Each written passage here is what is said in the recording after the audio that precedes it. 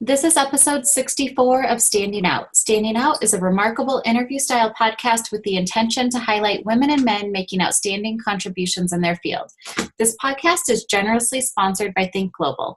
Think Global is a business advisory firm working with women entrepreneurs around the globe to scale their businesses to the next level. Today, I'd like to welcome Alex Niemczewski. Alex is CEO and co-founder of BallotReady, an award-winning voter guide to every race and referendum on the ballot. Previously, she founded a human-centered design consulting firm and taught coding at the Booth School of Business and the Starter League. She has a background in workforce development and is an alum of the University of Chicago. She was recognized in Crain Chicago Business 20 in their 20s list, WeWork's Young Inventors, and Tech Week 100. Alex, welcome. Thanks for being here. Thank you for having me. Those are quite the accolades in your 20s. Good job. Thank you. It makes the hard days a little bit easier sometimes to get an award, but I'm very grateful. When you get those awards, do you ever view them as, hey, I'm on the right path? Like this is almost like a sign in a way? Yeah, sometimes when I find out for the first half hour, I'm great at everything. Every choice I make is the right one. Right. I'm so good. But then I'm like, wait, I also know about all these other problems that we have that, basically I get cocky for a little bit and then I come down to earth. Yes. You get, hey, you have to soak it in though and feel good about that. And I think, and I'm glad you soak it in and feel, what you're calling cockiness. I know one of the things where I tend to have a challenge is I won't even recognize. I'll just blow past it because in my head, I'm thinking of, but there's these other things, just what you said, there's these other things to be focusing on, or this just happened, or we're not to that goal.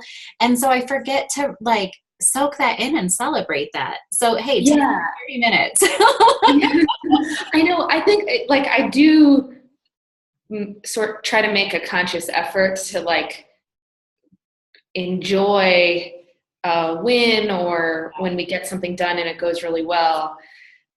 Because it is tempting to be to have that self-doubt, oh, well, this isn't good enough, or I may have gotten this award, but I didn't get this other award, just have those negative self-talk. Right. So I think it's good to have the balance of enjoying it, but then also getting back to work.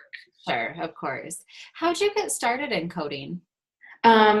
I wanted to make what is now BallotReady. So I wanted to make a site for myself to prepare I had this experience of, I was totally ready to vote for president in 2012, but I saw my ballot and there were all these names I had never heard of. So in 2014, when the midterms were coming up, I was I want to make a site for myself. And so I took a coding class and then I started teaching coding right after that, which really helped me learn it a lot better.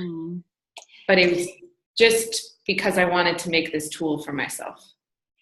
I love this concept, and let's jump into BallotReady because I think so many of us, I think I've voted in 3 presidential elections now, and every time one comes up, I have that same, or every time any election comes up, quite frankly, I have that same experience of I'm ready for one category, but the rest, I'm who are these people? And there never seems to be an easy way to figure out who these people are, what they represent, and that sort of thing. So that's where BallotReady was born, essentially, right? Yeah, exactly. And I thought I was one of the only people who had this issue. And then I talked to other people about it, and it's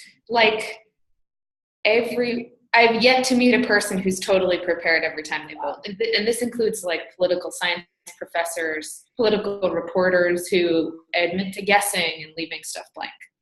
So how does BallotReady pull that information in I mean, like, what is the source that's gathered from, or do you have a team that sources? How is that determined? Yeah, we source directly from boards of elections and city clerks that run the elections. And this is the hardest part because 30% of them don't have websites at all. And of the ones that do, yeah, exactly. So we have to send faxes. Oh, wow. Like 2 months ago, we sent an email requesting information, and they mailed us a letter response. Wow. So the letter was like, those are like small municipalities, or is that exactly where more of the technical delay is? Interesting. Yeah. Well, that was, as an entrepreneur, was that a foreseeable challenge for you, or was that sort of a surprise? Like, oh, wow, they could have emailed me, but they sent me a letter. Yeah, I was definitely surprised. Okay. I'm surprised too. Yeah, like very glad that they at least responded. Yeah, for sure. I was also surprised that they responded. Right. I know when people want me to fax or send a letter, to me it feels like, oh, that's a hurdle now. Now I have to make a special trip to the library to use the fax machine. Exactly. So what, like, and this is your first entrepreneurial journey, right? Mm-hmm. This is your first startup. What have been some of the challenges that that maybe you didn't expect when starting BallotReady? I think, definitely dealing with like old school offices that I didn't expect. But there's also stuff like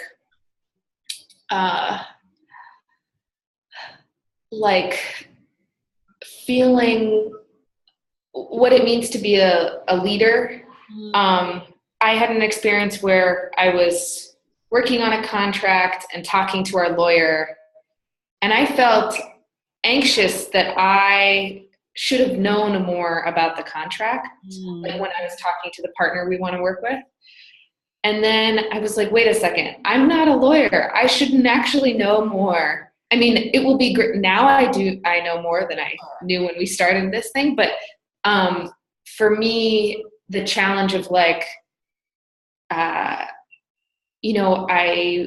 want to be, and I am really curious, and balancing that with like what it means to my self expectations for what it means to be a leader and like have everything figured out. I think that's one of the hardest things every day. Yeah. And I think that's a common feeling. I know I experienced that too, because we have a team of 12, and our team will come to me for things that are outside my wheelhouse, like accounting or legal. Those are like the two big ones. I'm in marketing, I'm not trained in either area, but really what they're asking, they're usually just wanting like final approval or a sign off on something, or just, hey, I was thinking of going this direction. Do you agree? Here are the reasons. But it's in those moments where I feel very pulled from my main duties, where I start to question, but I'm not a lawyer. I don't know the right thing to do on that. That, I get it. And I think so many of us with small businesses or startups, until you get to the point where you can fully hire those pieces out to like a CFO type or a legal counsel, I think it's tricky, Yeah. And new instances of that issue come up every day, Right. So, and it's what makes it so enjoyable, and like it's what like pushes me to learn so much, but it's a balance. It's a tricky balance. What have been some of because you've had BallotReady now for a few years, and so you just went through this last election cycle, right? Yes. Tell us about that. Like, was that super exciting? What was it? Yeah, it was like I didn't sleep for days before the election, because we were just trying to tell so many people about BallotReady, whether, are on Facebook, other social media. Like, we were going to all these events. We did an event with Chance the Rapper. Like, it was so fun. But we were also trying to like hit our goals. So it was exhausting. And then, and the election happened, and we did hit our goals. Oh, that's awesome. Like, the mic just changed. It's a podcast. No one can see. Okay. I mean, so with that election cycle and all, to me, it just seemed like there was so much interest in this election in particular on the presidential side. Do you feel like what was your experience in terms of other people drilling down to the other local or statewide elections? Do you feel like there was an emphasis on those, or like was it an education process of, hey, consider this? Definitely, it was an education process. So we would hand out flyers to people waiting in line to go vote. Oh, and wow. The thing we would say is, did you know it's going to be more than just president on your ballot? Yeah. Depending on where we were, we'd tell them how many offices there were going to be that they could vote for. And in Chicago, that was 91 offices. Oh, so we'd be like, did you know there are going to be 91 offices on your ballot? And people would be like, oh my gosh, give me that website. I think after the election, people are much more interested and aware of the power of local politics. Yes. So I think we've seen a lot of interest in the last, since November. And doesn't it, I don't know if I'm the only one that feels like this, but to me, I feel like I can make more change locally than I can on a federal level, right? Do other people do Yes. that? Yeah. Yeah. And like some of these local elections are decided by 10 or 11 votes. Yeah. And because maybe, 400 to 2,000 people vote total. So votes matter more. Also, things affect you more directly, like whether it's, education policy, healthcare policy, street closures and recycling. They're doing stuff that impacts your life every day. Yeah. A minute ago, you mentioned some of the marketing activities that you're doing to promote BallotReady. I'd love to hear about those because, being with a rapper, that's cool. So what's working? It seems like you have some awesome ideas to get the word out. Yeah, so we primarily use social media, and we have a blog that we write super nerdy elections related articles every week. Okay. That we share on social media. What's a super nerdy election article? What's data? Is it about the data or? Yeah, sometimes it is, or it's about election law or local elections that are coming up soon that we want to highlight. Okay, got it. Most people aren't aware that there are elections happening every week across the U.S. I was not aware of that. Okay. So tell us about that. I think we all should go to BallotReady. Is it .com or .org? Either one. Okay, both .com or .org. We'll learn more about that, but give us the rundown. Why are there elections every week? What are the elections? This is for local offices. Sometimes it's school board, sometimes it's municipal. Sometimes there are offices like we just found out about one called Fence Viewer. Okay. That's an office. What is that? I'm not sure what they do. And there's another one called Warden of Wood, Lumber, and Bark. Okay. There are all these offices. But in May alone of this year, even though it's an off year, in May, there were over 21,000 people running for office. Wow. So a lot's going on that people aren't really realizing. So the elections are happening constantly. We know we have another big election, a presidential one, in 3 years. What do you feel like as a business owner and CEO, what do you have to do between now and then to get as much adoption of your product as you can? One is we are engaging people. We're focused this year and next year in engaging people in local elections more than they would be normally. It seems like those are the ones where there's, because there isn't as much media focus on those, or we just don't see the information. I feel like those are the easier ones to impact too, just by getting the word out, right? Yeah. Because voter turnout is so low. Even in LA's municipal election this spring, like LA, huge city, turnout was 11%. Yeah. How is that possible? It doesn't seem like that at all. Yeah. Wow, 11%. And that is, would you say that's average in metropolitan areas? Yes, sometimes it's lower. Okay, wow. Oh my goodness. Okay, so between now and the next couple of years, getting the word out on the small local elections, what else is on your radar? We are building up our tech infrastructure to be able to collect this information faster. Oh, that's awesome. So that's not getting the word out, but we're using these local elections to practice with the new version of our infrastructure. That's awesome. And that'll make your company more scalable, I presume, right? Exactly. Yeah. Yes. Yeah. What would you say, like as an industry insider and an expert in this area, what's on your radar now that you feel like, hey, in a year from now, we're all going to be talking about this topic, like a hot topic or a trend?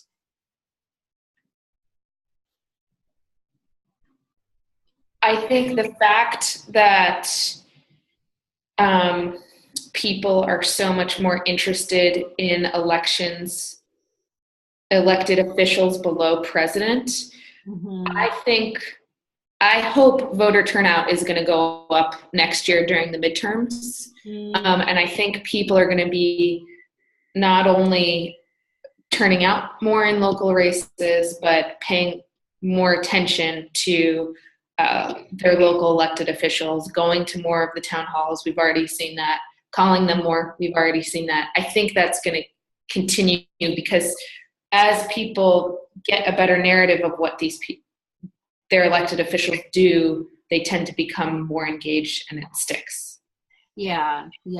One of the things I really like about what I'm seeing is I feel like I've seen a handful of candidates run for an office and their backstory was, I never thought I would be in politics. I just feel really inspired and compelled right now with the climate, with the political climate that's happening.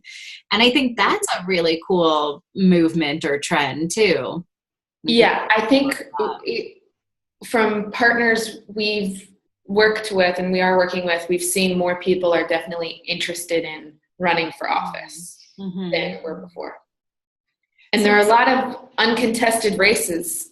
Oh, really? Yeah, so I think we're going to see more people filling those seats. How do you know if the race is uncontested if you're looking to run? Is that like you just know after the deadline, or do you ever know before? You can know if, say, the incumbent has been uncontested for multiple terms. Oh, okay. Actually fairly common. Okay. But then you can't really know for sure until after the filing deadline. Okay, got it. So my last question for you is on the personal side rather than the business side, but what do you enjoy about being an entrepreneur? I really like my team. I like that it's like fun every day because I love the people I work with. We're working on very hard problems often, but we have like a pretty fun culture. So even if it is stressful and scary and hard, we approach it in a serious but playful way, which makes it like seem solvable and fun. Right. I like that. It makes it seem solvable, right? Yeah. We all like to feel like we're moving forward. Yeah. Well, I love that, Alex. Thank you so much for being here. I appreciate it. Thank you for having me. This was so fun. Oh, you're welcome.